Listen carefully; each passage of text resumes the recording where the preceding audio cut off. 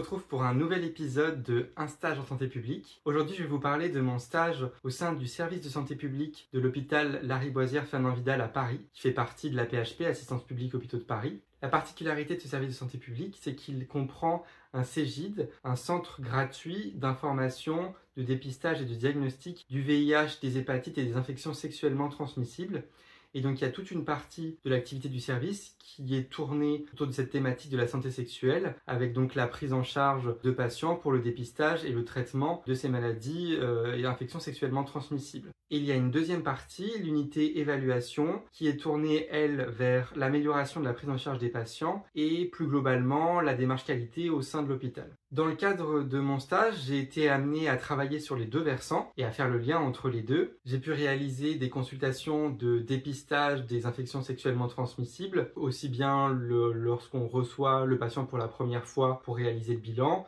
mais aussi pour évidemment le rendu des résultats ensuite, mais également de consultations PrEP.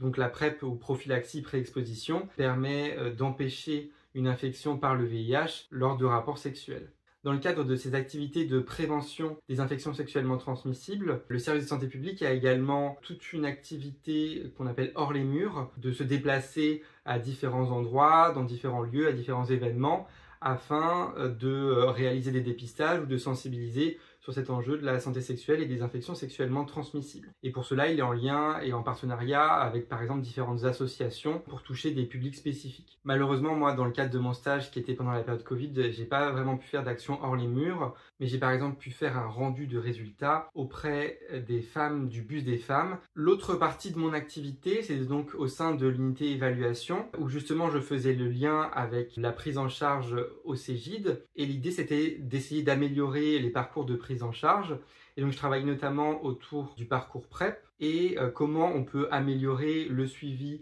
et la prise de la PrEP par les patients. Et donc dans ce cadre-là, il y a une expérimentation qui a été mise en place au sein du CEGID avec un médiateur qui était là pour accompagner les patients et assurer un suivi plus rapproché. Et donc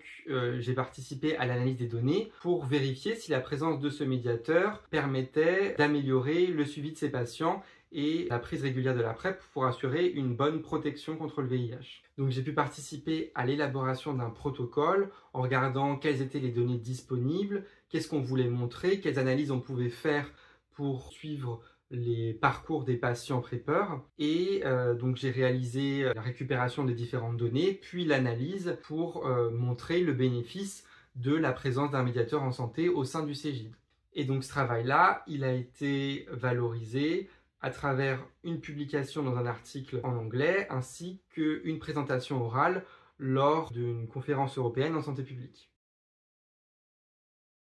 Ce stage, donc c'est vraiment un bon exemple du lien qu'on peut faire entre une approche individuelle de prévention, de prise en charge, de traitement de patients et une approche plus collective de santé publique, de réflexion autour des parcours de soins, des parcours de prise en charge et de comment on peut améliorer les actions de prévention réalisées. Donc finalement, au cours de ce stage, j'ai pu retrouver un contact direct avec les patients au cours de ces différentes consultations, mais également une activité plus traditionnelle, on va dire, d'études épidémiologiques et de réflexion autour des parcours de soins.